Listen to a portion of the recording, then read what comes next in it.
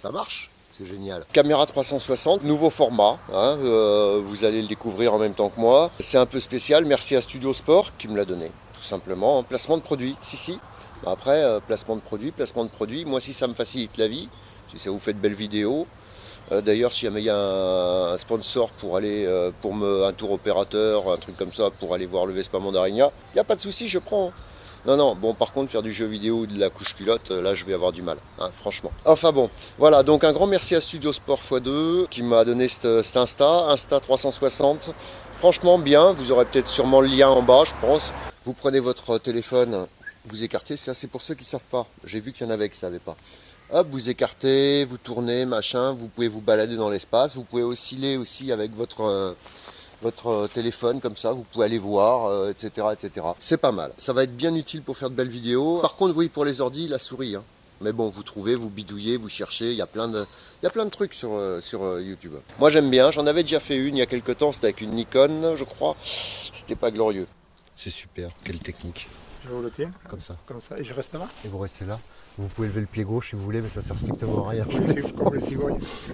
Donc on est sur des cabanes à poulets. Là ils m'ont trouvé un énorme problème parce qu'en fait c'est un nid de frelon européen, une espèce intéressante à conserver, mais manque de peau là où il s'est mis, on ne peut rien faire, on ne peut pas le garder, on ne peut pas le déplacer.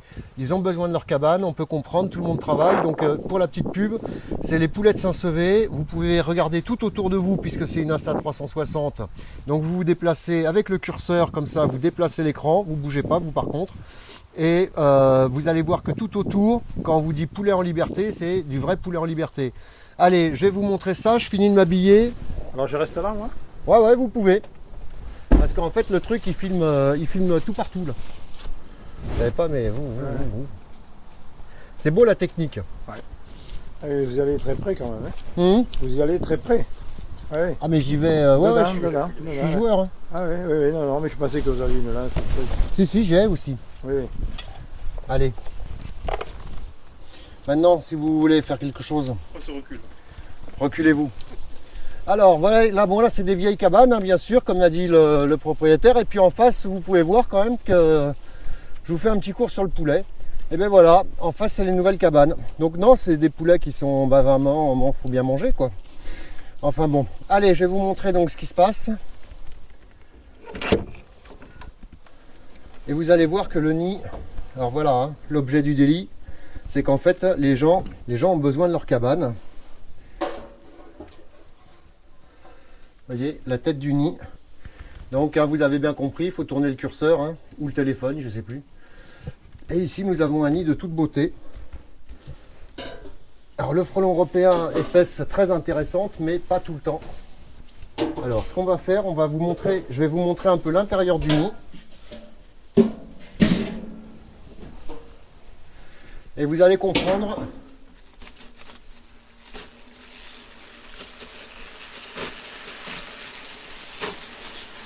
voyez, ils n'ont rien à envier, question dangerosité aux frelons asiatiques, hein, ils sont tout aussi dangereux, surtout quand vous les énervez.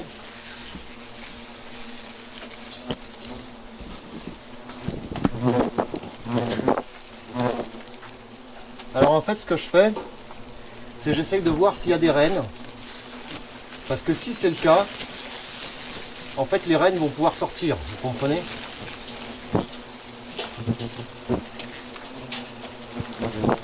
Bon, apparemment...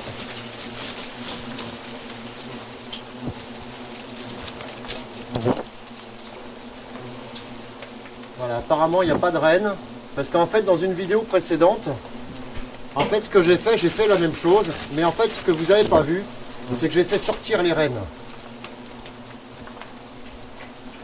Alors là vous pouvez voir que partout autour de moi c'est un peu la guerre. Donc le système est exactement le même, hein, pour le frelon européen que pour le frelon asiatique. À part que vous voyez, le nid peut descendre encore, hein. Là, il aurait pu descendre à peu près jusqu'en bas. Là, vous suivez mon couteau.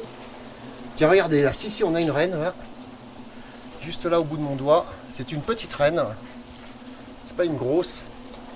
La reine est définie par la taille pour cette espèce, hein. Alors, bien sûr, ça me gratte le nez.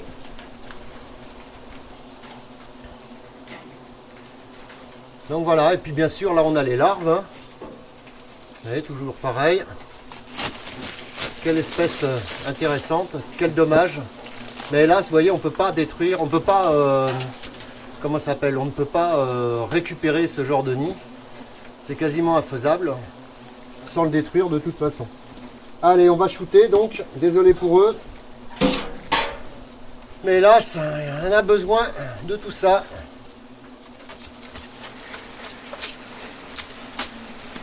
Voilà. Donc là, on va laisser faire.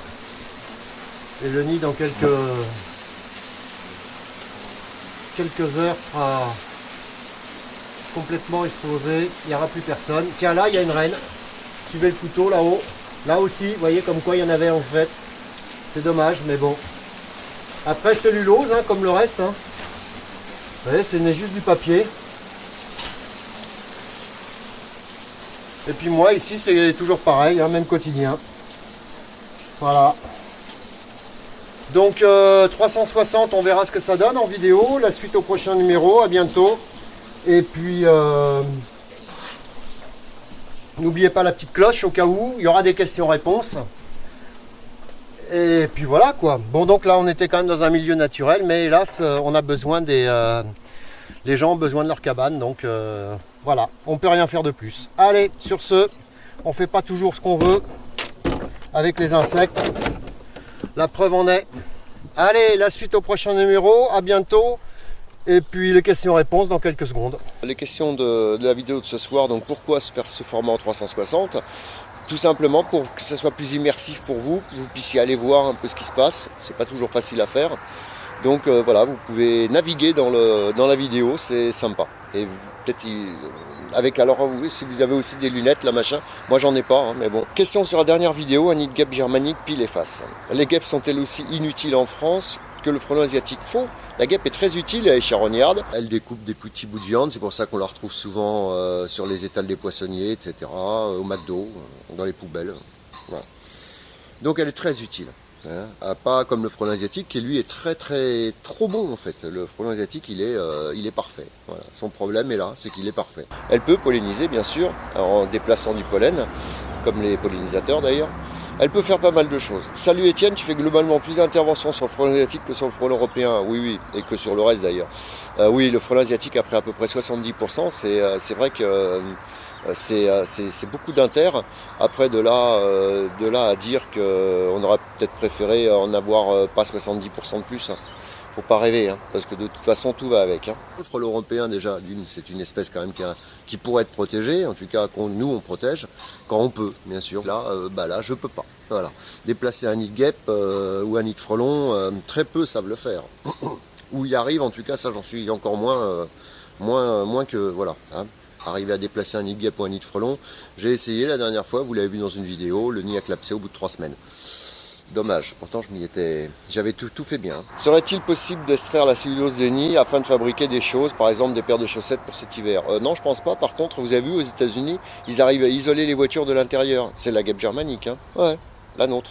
Qu'on a envoyé là-bas. Certains disent qu'à laisser les nids de frelons en place après traitement, les oiseaux viennent manger les larves pleines d'insecticides. Quel est ton avis là-dessus? Alors oui, bien sûr, mais il y a des nids qui sont tellement hauts, de toute façon, qu'est-ce qu'on peut faire, honnêtement? Et puis le problème, c'est que si on enlève les nids trop tôt, les frelons reviennent. Et ça se voit régulièrement. Donc à un moment, ce qu'on utilise maintenant, c'est les insecticides quand même qui sont de plus en plus propres, on va dire. Le pyrètre, il faut savoir que de toute façon, on en utilise beaucoup, hein, contrairement à ce qu'on croit. Je ne suis pas sûr que la pollution autre soit un peu plus nocive. À un moment, il faut savoir ce qu'on veut. Pourquoi nous sommes fascinés par ces petites bébêtes? Parce qu'elles sont superbes. J'adore ces bébêtes moi aussi et je suis tombé dedans quand j'étais petit. Tu mets plus de produits sur les guêpes que sur les frelons. Pourquoi? Parce qu'en fait, elles camouflent très bien leur nid avec plusieurs alvéoles un peu partout, vous avez pu voir. Et souvent, il y en avait une vidéo, c'était flagrant. Un nid de 2 mètres sur 1 mètre sur 50 d'épaisseur, et en fait ce n'était que de l'isolant. Le nid de guêpe était à peu près de la taille d'un iPad et un peu plus large quand même, hein. Mais voilà, donc en fait il faut vraiment trouver l'endroit où elles sont réellement, et même avec le stéto, le problème du stéto c'est qu'il faut que je le mette dans les oreilles, donc ça m'ouvre la combinaison, c'est pas bon. Combien de temps les guêpes germaniques ont creusé le trou dans le parpaing? Mais non, elles ont pris un trou du parpaing qui était là, et puis elles sont allées se mettre derrière. Elles n'ont pas creusé un... Je te creuse avec les dents. Hein, faudrait que je la retrouve, elle. Quelle est l'épaisseur du mur? L'épaisseur du mur, c'est 200, mais en fait, on s'en fout complètement. Parce que les parpaings, c'est creux. Donc voilà, la suite au prochain numéro, vous verrez, donc nouveau concept. Là vous n'êtes pas dans mon bureau parce qu'on est en ville, en pleine ville. C'est très animé d'ailleurs. Et puis vous pouvez tourner, vous verrez, on est à Mugron, on est au-dessus de... Voilà. On est au-dessus de Toulousette. Ah, il y a du frelon européen qui vient de passer, vous l'avez peut-être vu en bas là. Allez, à très vite pour des nouvelles. J'espère que le format vous a plu. Et puis, un petit tour, voilà, dans mon bureau principal. La suite au prochain numéro. À bientôt.